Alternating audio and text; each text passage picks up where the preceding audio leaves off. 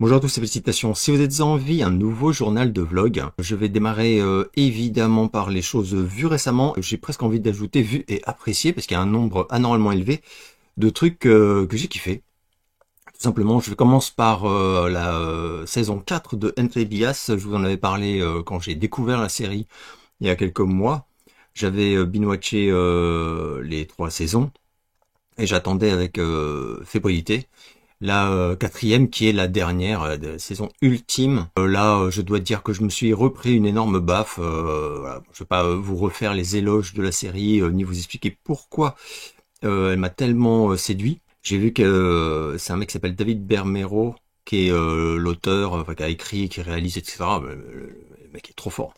Donc j'ai énormément aimé, le final est parfait, le ton, la tension, ah putain, c'était génial. C'est vraiment une des rares séries d'ailleurs où je me dis avec le recul que chaque saison est supérieure à la précédente.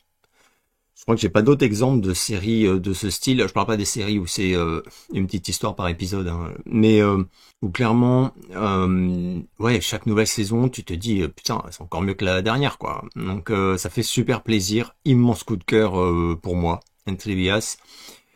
Ensuite, je vais me calmer très vite avec le dernier Mel Gibson, Vol à haut risque. J'avais pas trop compris, enfin quand j'ai vu le pitch et tout, je me suis dit mais pourquoi faire Mel? Voilà, je ne sais pas.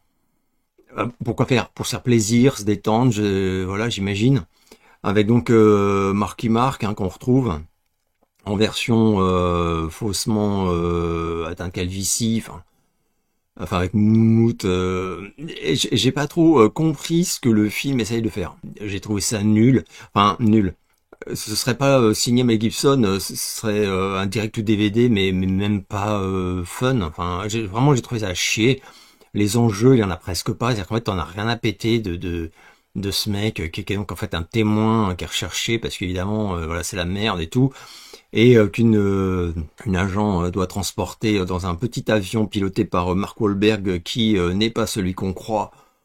Oh là là, mais que va-t-il se passer? Le suspense est vraiment trop fort. C'était bidon, tout, hein, les répliques. Mais sincèrement, mais même la réal, je trouvais ça très très moyen, quoi. Je suis pas un expert comme certains, mais je n'en suis pas moins un spectateur.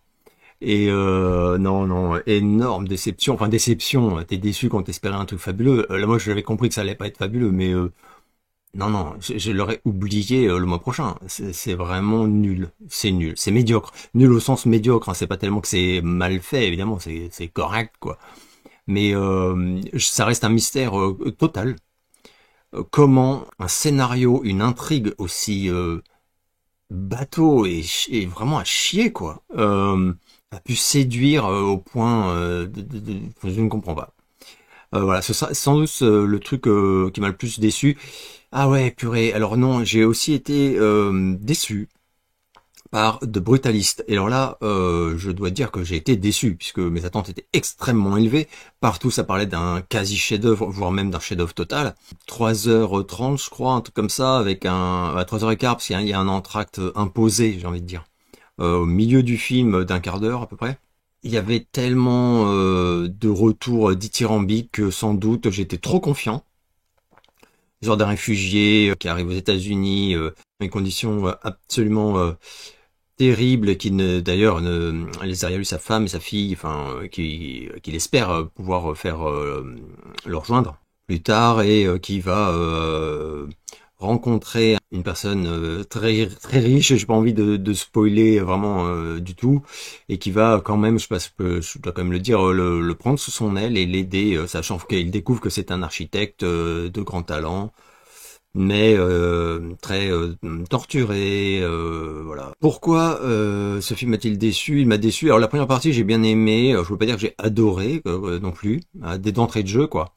Déjà la réal, je l'ai trouvée très prétentieuse sans le, c'est-à-dire que parfois tu regardes, tu te dis c'est super prétentieux, mais c'est réussi. C'est-à-dire que ouais, ça marche quoi.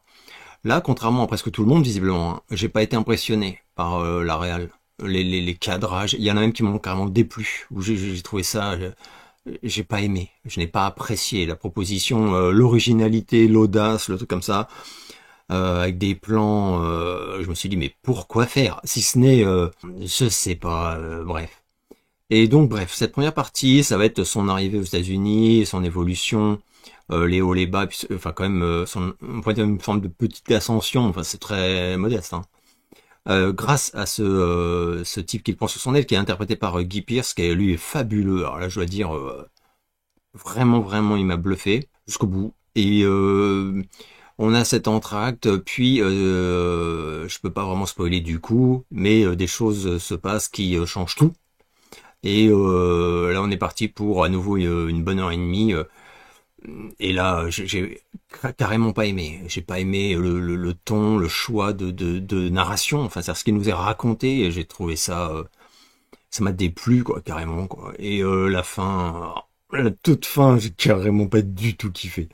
Donc, hey, quel est le bouffon qui n'est pas cinéphile et qui a pas du tout été touché par de brutalistes? Eh ben, c'est la fuite en vidéo, les gars. Voilà. Alors maintenant que j'ai flingué un chef-d'œuvre quasi unanime, ça va être très compliqué de vous parler des trucs que j'ai kiffé. Mais c'est pas grave, hein, c'est pas grave.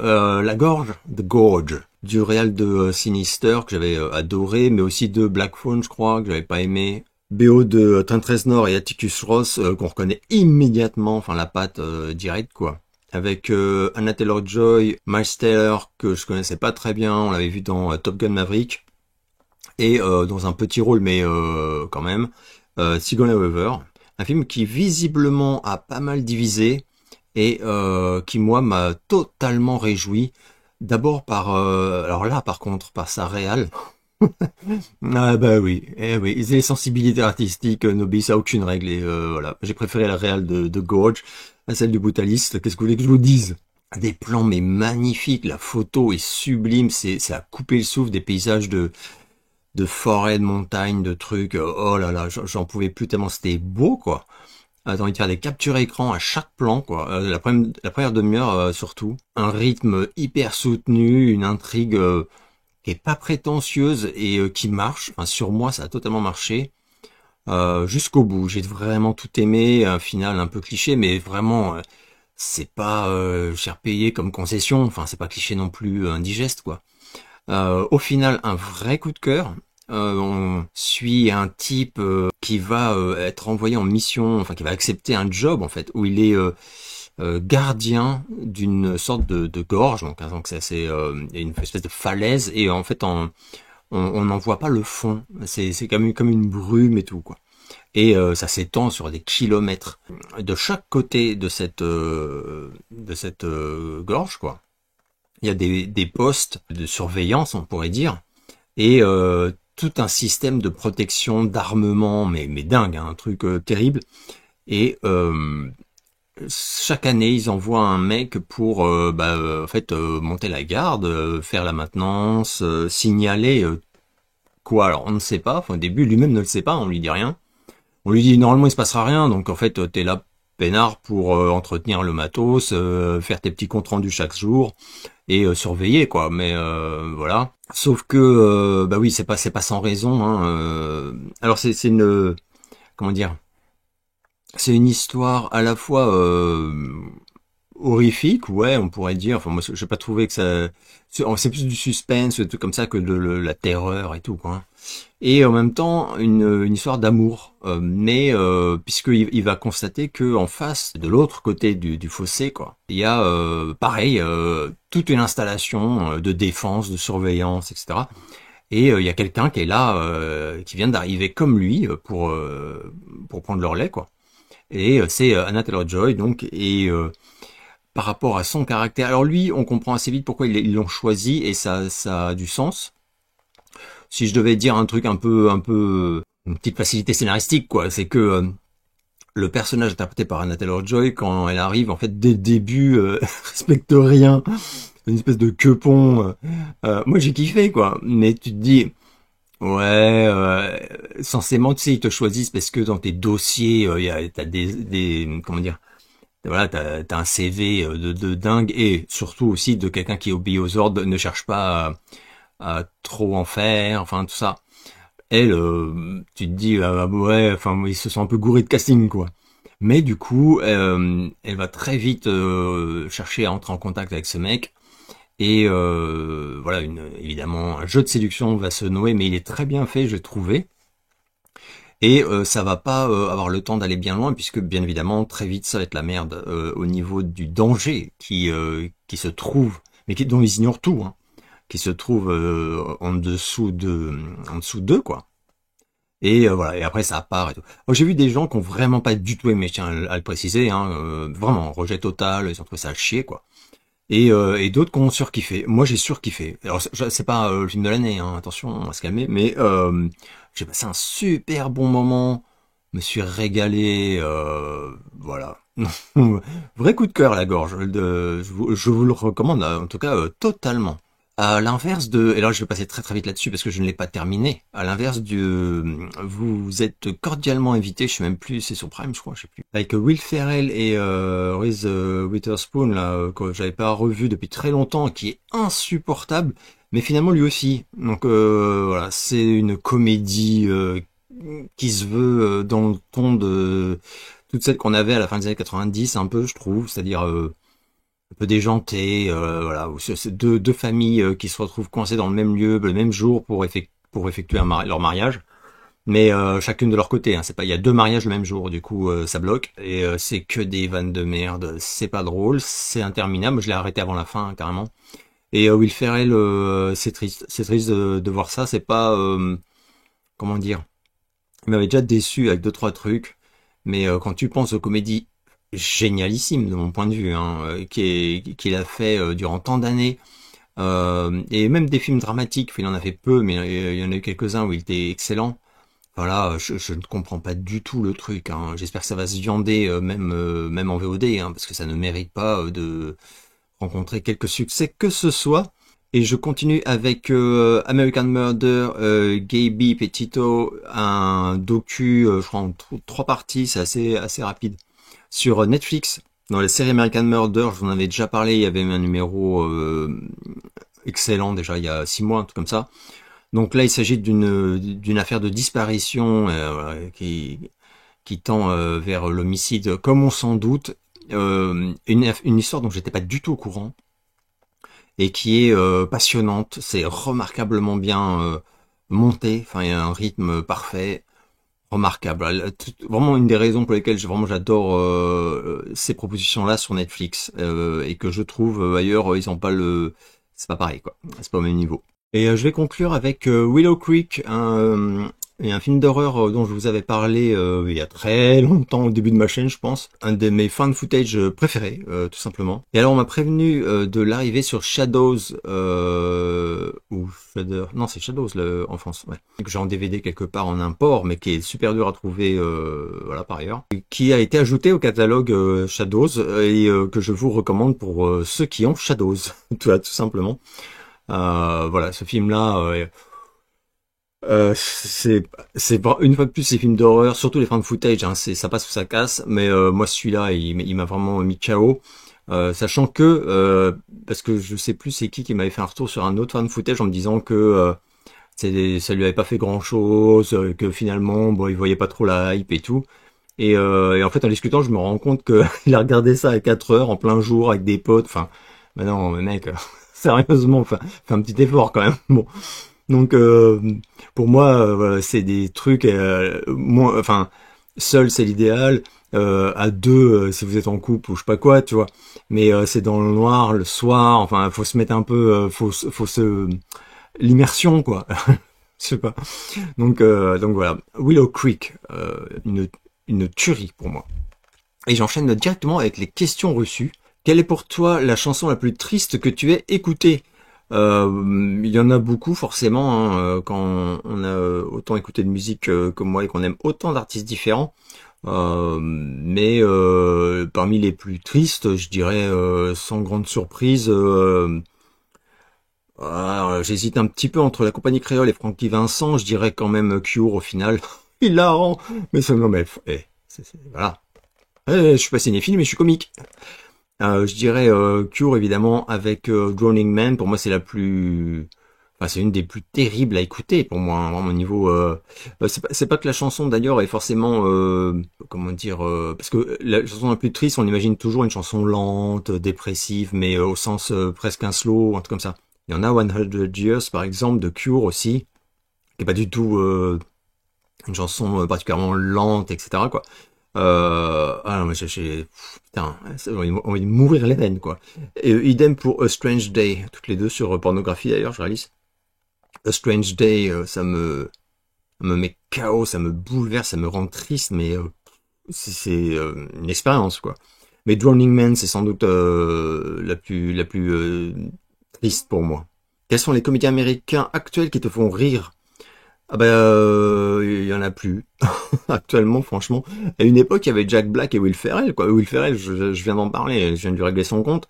Et Jack Black, c'est plus possible non plus pour moi. Ça fait trop longtemps qu'il tourne dans des blockbusters de merde où il est plus drôle, hein. Enfin, mais à une époque, voilà, putain, c'était un génie. J'adorais ces deux acteurs, voilà. C'est les deux derniers, voilà, je pourrais dire, qui me faisaient rire dernièrement. Mais ça remonte quand même, hein. Et là, actuellement, vraiment personne. Il n'y a pas un acteur comique où je me dise ah mais lui, dès qu'il est quelque part, faut que je regarde et je vais rire. Je sais que je vais rire. Si tu avais eu l'occasion, est-ce que des festivals comme Burning Man ou Lollapalooza sont les festivals auxquels tu aurais aimé te rendre? Non, parce que j'ai du mal avec les festivals, hein. J'en ai déjà parlé plusieurs fois. J'aime pas ça du tout. L'ambiance, la boue, les bières, enfin, c'est tellement pas... non, et même le côté plein air, oh là, là, c'est tout ce que je déteste. Moi, je parlais d'immersion tout à l'heure. Moi, les concerts, pour moi, c'est pareil. Donc, il faut que ce soit déjà en milieu clos, enfin que ce soit une salle quoi. Donc dans l'idéal, même le Stade de France j'aime pas quoi. Donc non non non. Après c'est par contre ouais Burning Man, Lollapalooza encore plus peut-être au niveau des groupes qui ont joué, des performances mythiques qui ont eu lieu à ces festivals là. Ouais bien sûr on aurait tous. Enfin moi oui il y a des groupes que j'aurais aimé ou j'aurais aimé y être quoi. Voilà mais c'est vraiment juste pour le temps du groupe. Voilà pas sur les festivals en entier. Capuche plus casquette, serait-ce ta façon de couper, entre guillemets, court à tes problèmes de coiffure? Ou es-tu rentré dans les ordres? Un peu des deux, j'ai envie de dire. Je suis rentré dans les ordres de ceux qui doivent avoir un look, enfin une identité visuelle. Hein, parce qu'en fait, voilà, quand j'ai arrêté d'avoir la crête, on s'est inquiété que je n'avais plus de look. Ce qui était vrai, hein, concrètement, je l'entends. Et voilà, dans l'urgence, j'ai regardé autour de moi, je me suis dit, ok, alors n'ayant pas de truc particulièrement original, je me suis dit, bah, casquette capuche, et puis ça te fait une identité, mec. Donc voilà, bon, je dis ça en plaisantant, mais qu'à moitié. Et puis, mes problèmes de coiffure, bah ouais, ceux qui me suivent depuis longtemps sont au courant que depuis que j'ai 16-17 ans, c'est moi qui me coupe les cheveux. Enfin, de très rares exceptions où je me suis laissé sous la menace traîner chez un coiffeur. C'est moi qui me coupe les cheveux et généralement avec une tondeuse, enfin des trucs comme ça, ou alors avec enfin une époque avec des ciseaux, mais bon, bref. Et après de longues années de crâne rasé ou semi crâne rasé, crête machin, etc. J'ai décidé de laisser pousser un peu et de leur foutre la paix. En fait. Ouais, ok les gars, vous en avez pris plein la gueule, donc je vais vous foutre la paix. Et voilà. Et comme ça, en plus, du coup, ouais, comment dire, c'est propre. Voilà. Casquette, capuche, c'est propre. Ça fait une coupe propre, quoi. On pourrait dire. As-tu vu le film Les Tueurs avec Burt Lancaster et Ava Gardner? Eh ben, figure-toi que j'ai eu un doute. Du coup, enfin, j'ai cru que j'allais le revoir, et au final, je l'ai découvert parce que je ne l'avais jamais vu. Et j'ai beaucoup aimé. La fin est terrible. Burt Lancaster, d'ailleurs, dans un rôle assez touchant au final, qui est assez étonnant. Donc merci pour la reco, parce que voilà, encore une fois, je découvre des trucs grâce à vous. C'est très loin d'être la première fois que ça arrive, et très loin d'être la dernière, je pense aussi. Et ouais, très belle découverte. Aimes-tu les films avec Marilyn Monroe? Non, non, non, non, je m'en fiche. Enfin, je les ai tous vus à une époque pour ma culture générale, j'ai envie de dire. Bah déjà tout ce qui est un peu comédie et tout, il y en a qui ont un charme indiscutable. Enfin, c'est pas des mauvais films, hein, c'est pas ce que je suis en train de dire. Hein. 7 ans de réflexion, c'est comme un gros bonbon, mais après il y en a La Rivière sans retour. Je peux dire que j'avais bien aimé Niagara aussi. Et c'était quoi l'autre là, Les Désaxés. Il y en a que j'aime bien, mais c'est pas, je suis pas fan, quoi. Je suis pas, voilà. Je sais ce que c'est les gens qui aiment les films avec Marilyn Monroe et j'en fais pas partie. Aimes-tu les Beatles, The Mamas and the Papas et la musique des années 60 en général? Non. Alors les Beatles, il y a des morceaux que j'aime beaucoup, beaucoup, mais je suis pas un fan des Beatles. J'ai des amis qui sont fans des Beatles. Hein, j'en connais qui sont vraiment extrêmement fans, quoi. Je pense à Mathieu Alterman notamment. Moi non, hein. Il y a des morceaux que j'adore. L'album blanc, c'est une tuerie par exemple. Voilà, il y a quelques morceaux comme ça que j'aime beaucoup, mais sinon je suis pas particulièrement expert ni rien et j'ai quelques albums des Beatles mais très très peu quoi. Mamas and Papas, pareil, il y a quelques tubes que j'aime beaucoup, mais je suis pas, non, je suis pas. Il y a très peu d'artistes en fait, des années 60 que j'adore, enfin que j'ai, ouais vraiment. Il y en a quand même. Elvis, bien sûr. Surtout que voilà pour moi la fin des années 60 d'Elvis c'est énorme, mais surtout les Doors. Voilà pour les groupes les artistes des années 60 que j'adore, c'est les Doors et Led Zeppelin. Sorti de ça, il va y avoir très peu de choses quoi.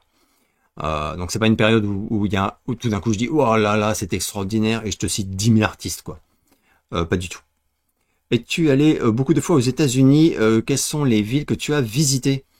Non, alors beaucoup de fois non, hein, du tout. Hein. Il y a des gens qui y vont tous les ans, hein, par exemple. Mais non, je suis allé très peu de fois. Mais par contre, il y a une ou deux fois où ça a été un peu plus riche. Donc j'ai fait pas mal de villes. Et aux États-Unis, qu'est-ce que j'ai fait? J'ai fait San Francisco, Los Angeles, donc voilà, même Malibu, Hollywood. Ça, c'est des endroits où je suis resté. Ensuite, à New York, bien sûr. Orlando, Miami et Sanibel. Enfin, voilà, on dit Sanibel Island, mais Sanibel aussi. Et je crois que c'est tout. Enfin, c'est déjà beaucoup, hein, mais c'est tout. À quand un poster de Michel Sardou derrière toi? Ça arrivera forcément. Je ne sais pas. En même temps, là, avec mon nouveau système, ça va être plus dur de mettre des grands posters. Hein. C'est même impossible en fait. Enfin, tout est possible, mais putain, ça je m'en fous derrière là. Attendez. Super chiant, il avait flouté le fond, mais je t'ai rien demandé, mec. Il va falloir que je regarde un peu comment ça fonctionne cette webcam. Alors donc ouais ouais. Alors par contre j'ai un poster de Michel Sardou qui est très grand en plus et qui est de mon album préféré de Sardou. Je vous montrerai. J'avais fait une photo quand j'avais reçu l'affiche. Et des fois, je ressors la photo pour menacer ma chérie en faisant attention, je peux encore la mettre au mur. Est-ce que tu connais le groupe canadien Trust? Ah oui, c'est TR. Enfin, moi j'ai toujours dit Trust. Hein, je sais même pas comment on le prononce. Ouais, je connais. J'aime bien, mais sans plus. Très pop. Alors oui, ça c'est sûr. Pop dance floor. Enfin, moi je connais un ou deux trucs qui me font beaucoup penser. Je pense que c'est voulu. Hein, aux Pet Shop Boys. Et sinon, c'est bien, mais je suis pas, j'ai pas accroché plus que ça, bizarrement. Alors, franchement, il y a tout pour que j'accroche, quoi. Mais bon. Es-tu intéressé par le cinéma d'Ari Aster? Alors, intéressé, oui. Après, je dois rappeler, puisque je n'ai aucun amour propre, que sorti de Hérédité, j'ai pratiquement rien aimé. Hein. Midsommar, j'ai détesté.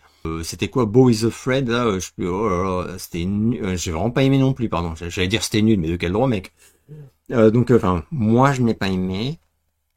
Donc ça, c'est vraiment pas un réel que je. Alors, et par contre, quand même, je dois dire, Hérédité, chef-d'œuvre hein, pour moi. Donc à chaque fois, je suis curieux parce que je me dis, ça va être gros coup de foudre ou rejet frontal, quoi. C'est intéressant. Au moins, c'est pas un réel qui laisse indifférent, quoi.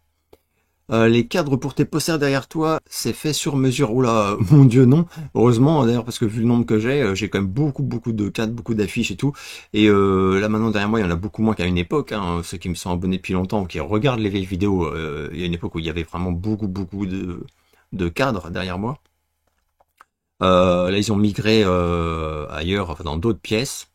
Et puis j'en ai quand même enfin un peu partout ici. Hein. Mais non, non, c'est des trucs complètement classiques. C'est des formats standards. Enfin, standards, il y a toutes sortes de gammes de formats, quoi. Et c'est pris chez c'est Conforama, Castorama, je sais plus, comme un des deux là. Connais-tu cette vanne sur le cinéma français actuel? Un navet du cinéma français raccord avec la bien-pensance est identifiable quand il a plus d'acteurs que de spectateurs, quand il fait plus de subventions que de recettes. Je ne connaissais pas cette vanne. Après, je veux dire que c'est pas toujours vrai. Je prends pour exemple, voilà, et c'est la vidéo de l'autoflagellation, les gars. Un petit truc en plus là, le triomphe de l'année. Que j'ai pas été voir parce que c'est tout ce que j'aime pas, hein. Je sais déjà que ça va m'horripiler complet, donc je vais me l'épargner celui-là. Mais voilà un film qui est plus que raccord avec la bien-pensance. Et alors les subventions, je sais pas trop, je pense pas qu'il ait croulé sous les subventions, hein, mais il a dû en avoir quand même. Alors par contre, il a pas fait plus de subventions que de recettes. Mais oui, voilà, c'est pour te dire, je pense à celui-là parce que voilà, lui, il est raccord avec la bien-pensance, pardon, voilà, et il a fait plus de spectateurs que il y a d'acteurs et plus de recettes qu'il a eu de subventions. Mais je pense que parfois, effectivement, ton système se vérifie. C'est que par exemple, toute pour une là, je pense que ça rentre dans cette case-là. Avoir 20 ans ou être jeune adulte pendant la première moitié des années 70, est-ce que c'est un truc que tu aurais aimé expérimenter, par exemple, pour vivre en direct l'âge d'or du glam rock anglais, T-Rex, Slade, Sweet, David Bowie, Muddy Opel et plein d'autres, etc. Oui, oui, je vois très bien ce que tu veux dire, mais ma réponse est surtout pas, mais alors pas du tout. Je me sens tellement chanceux, mais c'est dingue, hein, d'avoir été un adolescent dans les années 80 et d'avoir du coup vécu l'âge d'or de Michael Jackson, Prince, enfin la liste est sans fin. Et je parle même pas du métal américain, etc. Et même après, en fait, Nine Inch Nails, non mais non. Pour moi, pour rien au monde, hein, je voudrais avoir vécu une autre période au niveau explosion artistique, musicale, etc. D'autant que le glam rock anglais, je n'y suis pas sensible. Et là, voilà, tant pis pour moi. À part Bowie, et encore, je préfère 1000 fois le Bowie de la fin des années 70, début 80, puis jusqu'à sa mort. Voilà, j'aime beaucoup les premiers Bowie, je sais tous, mais moi c'est vraiment génial à partir de Low, peut-être, ouais non quand même il y a des trucs avant quand même, mais enfin c'est pas mon Bowie préféré, le Bowie des tout débuts. Donc voilà, pas de regret du coup quoi. Et T-Rex, jamais été fan, Slade non plus, Sweet non plus, Muddy Opel non plus. C'est pas, ça m'a jamais vraiment touché. Et même quand j'écoutais des gens recommander des artistes de ce style, toi même il y a des interviews d'Alice Cooper où il parle de trucs. Je sais pas pourquoi je pense à ça, mais ben, j'y vais, j'écoute et non, ça me touche pas. Du coup, non, je suis trop content d'avoir été un enfant des années 70 et un adolescent du début des années 80 et des années 80 même. Voilà. Parmi les second ou troisième couteaux de la scène musicale des années 80, quels sont ceux qui, à ton avis, auraient mérité d'être aussi gros que les poids lourds de l'époque? Prince, U2, Def Leppard, Bon Jovi, Springsteen, et tu me fais toute une liste. J'ai un peu réfléchi quand j'ai vu ta question et j'avais pas d'idée. Et pourtant, Dieu sait qu'il y en a plein que j'adore et qui sont pas aussi gros, mais ils le méritaient pas vraiment. Enfin, c'est qu'en fait, je me dis, j'ai pas eu d'injustice. Finalement, il y a quand même beaucoup de groupes qui ont eu quand même beaucoup de succès. C'est ça que je veux dire en fait. Dans les années 80, ce que je veux dire par là, c'est que les second ou troisième couteaux vendaient quand même des millions d'albums. Je sais plus qui était vachement étonné l'autre jour en voyant les chiffres de vente de groupes qui connaissaient pas du tout, notamment sur ma vidéo sur le glam metal, tout ça. Et de voir que voilà des groupes dont il avait jamais entendu parler, genre vraiment Dokken, Rat, même Warrant, des trucs comme ça, c'était des millions d'albums, mais c'est pas 2 millions d'albums, c'est genre 30 millions d'albums. Enfin c'est beaucoup d'albums vendus et c'est des succès énormes quoi. Donc non, moi je trouve que globalement j'ai pas trop d'injustice. Après, ce que je peux avoir éventuellement, c'est des groupes ou artistes que j'ai adorés et qui ont eu aucune chance. C'est-à-dire que c'est pas qu'ils ont pas été aussi gros que U2. C'est qu'ils ont pas décollé du tout. C'est genre, ils sont montés dans l'avion, ils ont fait 2 mètres, et puis ça a pas décollé, voilà, il s'est rien passé. Et j'ai enfin j'ai des exemples en tête, mais là j'ai préparé 2 trucs qui me semblent flagrants. Celui-là, je vous en avais parlé dans la vidéo, je vous avais montré mes vinyles. Lascious Dame and the Pretty Vain, pourtant distribué par la Motown et tout, quoi, sorti en 86, je ne saurais trop dire. une tuerie soul funk, quasi new wave par moment, hyper inspiré, la prod est ouf et tout, et bah, personne ne connaît. Et je vais même aller plus loin, ça n'existe pas en... Et pourtant ils avaient fait un beau truc hein, et tout, ça n'existe pas en CD. Voilà, c'est-à-dire que c'est même pas réédité, sans parler de remaster et tout. Alors que cet album-là, c'est une tuerie, de mon point de vue, une tuerie pop, funk, comme on en faisait à cette époque-là. Donc ça pour moi c'est une grosse injustice. Une autre injustice que j'ai relevée, c'est vraiment, là je vous parle, je vous sors vraiment des trucs où je sais que personne va me dire, mais si je connais, c'est quand même assez connu. Non, là je sais que non. Haywire, un groupe, je sais plus de quelle nationalité ils sont, je sais qu'ils sont pas américains. Don't Just Stand There, un album excellent quoi, de hard FM, mais alors très FM, hein, c'est vraiment, on est presque par moments plus proche de Simple Minds que de Bon Jovi, enfin, mais quand même, c'est quand même assez péchu. Voilà, alors j'avoue que la pochette faisait vraiment pas rêver, mais bon, on a connu pire. Pour moi, c'est très très bon, et ça méritait carrément d'avoir des tubes. Et alors, je suis pas seul à le dire, hein, il y a plein de gens qui le disent sur les sites ou les forums ou les pages de spécial métal, glam metal, tout ça machin. Mais eux vraiment, ils ont, c'est même pas qu'ils ont pas percé, il s'est rien passé.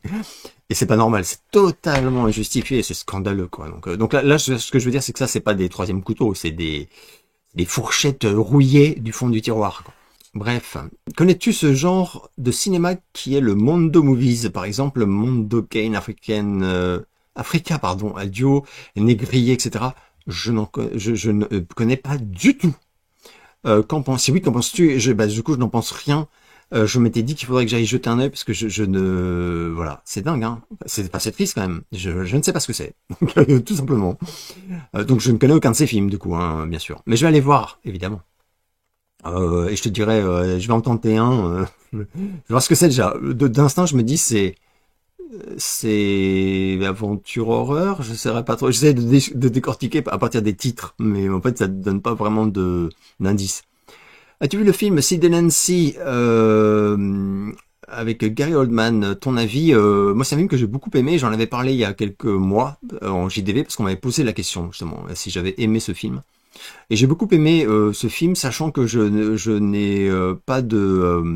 enfin, je n'ai aucune admiration pour Sid Vicious, qui pour moi était juste un imbécile fini, voilà. Et la romance, enfin la romance, la déchéance avec sa chérie... voilà, on a vu, enfin moi j'ai vu des docus, des trucs comme ça, des films, enfin d'autres trucs là-dessus, et bon c'était juste lamentable et c'est triste quoi. Mais le film il réussit à en faire quelque chose d'autre et c'est assez touchant, je trouve ça bien et Gary Oldman est extraordinaire, alors, très sincèrement. Et pour moi il porte tout le truc. Hein. Peux-tu développer entre guillemets ta détestation de Sting? Lui reconnais-tu du talent ou rien n'a de grâce à tes yeux? Est-ce le personnage que tu n'aimes pas ou la musique?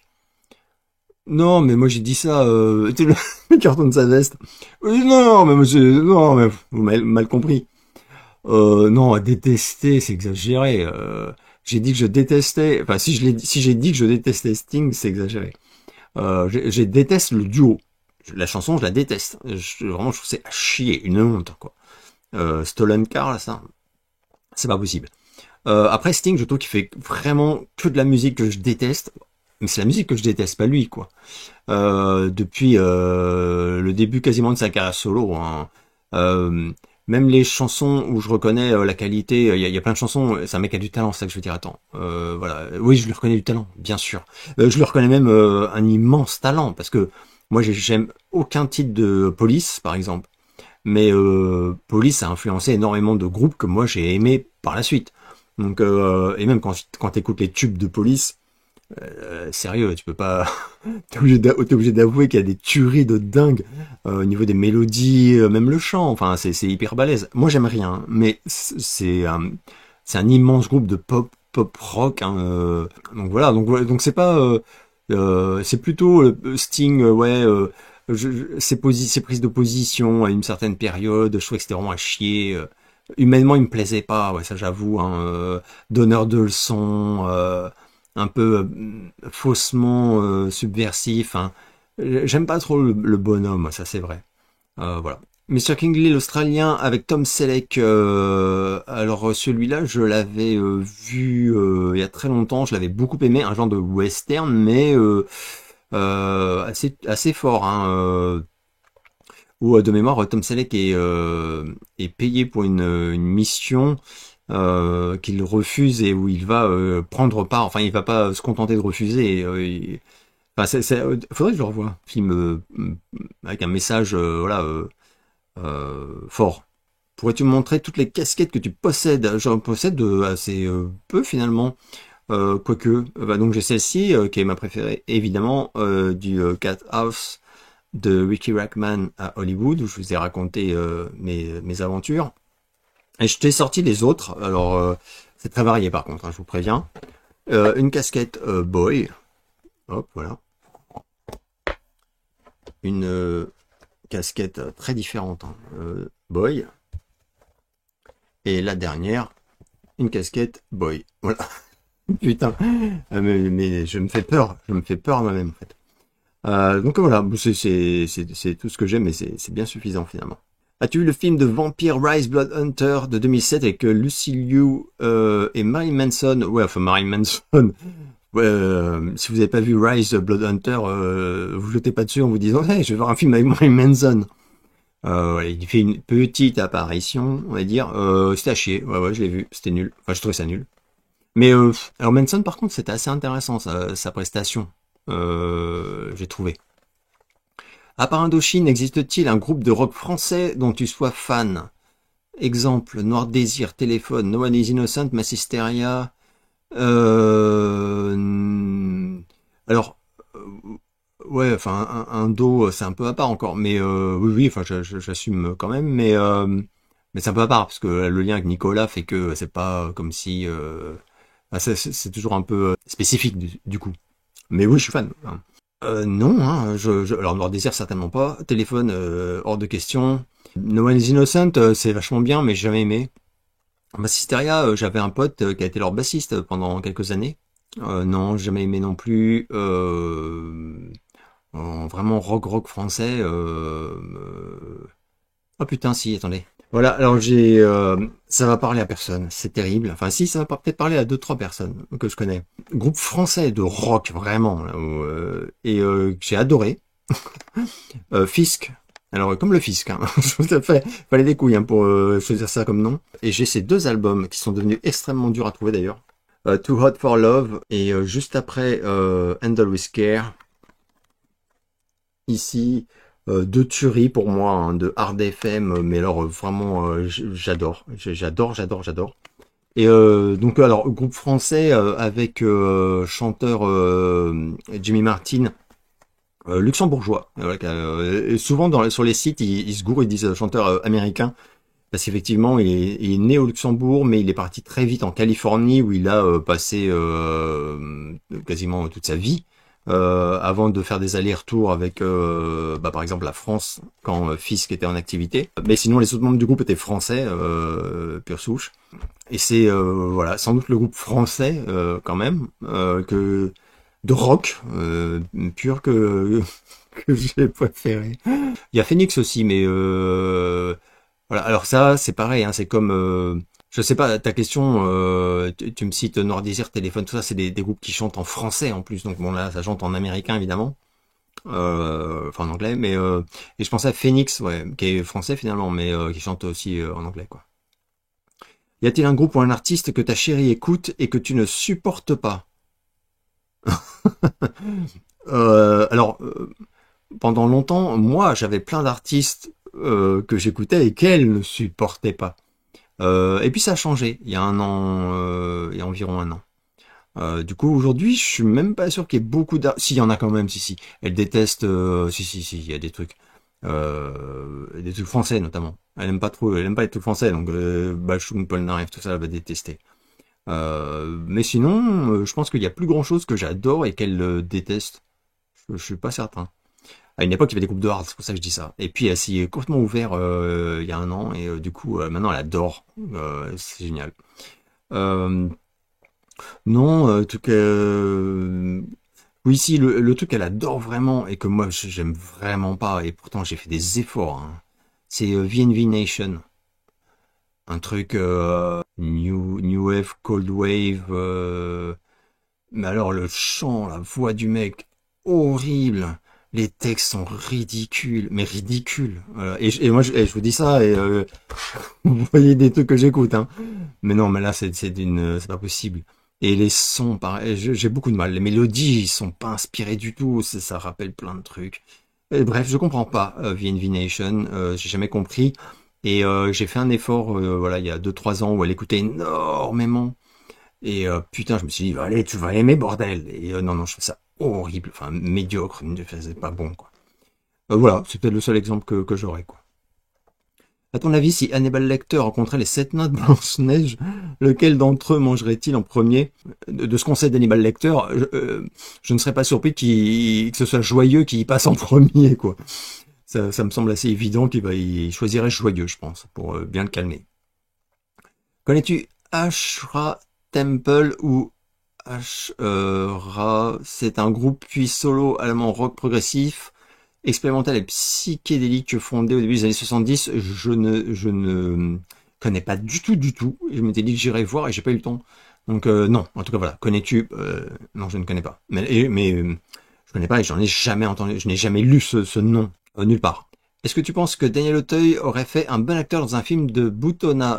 Je me dis qu'il s'adapterait bien à l'univers de lui et Farmer. Alors pour Farmer, je sais pas, mais pour Boutonnat, ouais, je les aurais très bien imaginé bosser ensemble, ouais, Daniel Auteuil et Boutonnat. Mais pour moi, pour un truc plutôt du côté dark de Boutonnat perso, c'est-à-dire un projet voilà, sans Farmer, quoi. Je me demande si tu connais History Yenas par Chris Di Stefano et Yanis Papas, mais pas du tout. Ah là là, c'est compliqué, hein. C'est compliqué d'avoir une chaîne YouTube et comment dire. Moi, il y en a qui font étalage de leur culture et moi, je suis contraint par votre faute, quoi, de faire étalage de mon ignorance sur plein de trucs. Par contre, c'est génial parce que régulièrement, je découvre des trucs et ça, c'est vraiment top. Non, je suis désolé, je ne connais pas Historienas par Chris Di Stefano et Yanis Papas, mais qu'est-ce que c'est du coup? Encore un truc qu'il faut que j'aille voir. Des fois, j'ai le temps d'aller voir et des fois, je vous dis, hein, je n'ai pas vu. Team Steve Vai ou Yngwie Malmsteen. Alors Yngwie Malmsteen, je peux pas le saquer. Humainement, c'est vraiment un gros connard. Je pense que même les fans de Malmsteen reconnaissent que c'est vraiment une enflure finie à la pisse. Hein. Mais plus important encore, je suis pas du tout fan de son jeu de guitare, de son style. Jamais aimé. Donc tant mieux. Ça m'arrange. Et Steve Vai, par contre, que ce soit avec David Lee Roth, putain, c'était, il y avait Eat 'em and Smile ou enfin en tout cas. Skyscraper, wow, là, Steve Vai, perf de ouf. Paradise, là, si vous n'avez pas vu le clip de Paradise, d'ailleurs, qui est génial. Enfin, Just Like Paradise, pardon. Donc, pour ces années avec David Lee Roth et ces années avec David Coverdale aussi au sein de Whitesnake, si je ne dis pas de conneries, Steve Vai. Parce que Steve Vai, par contre, lui, je suis beaucoup plus sensible à son style. Et en plus, il peut être très démonstratif comme un Malmsteen, mais il peut être un très bon musicien qui se met pas forcément trop en avant. Il va avoir des solos de dingue et des trucs comme ça, mais même en guitare, même sur le temps de compo, il est beaucoup moins. Enfin, Malmsteen, il est insupportable, même dans son jeu, je trouve. Bref, voilà. Et c'était la dernière question sélectionnée. Donc, je vais m'arrêter là. J'espère que vous allez bien et je vous donne rendez-vous très bientôt pour pour une nouvelle vidéo.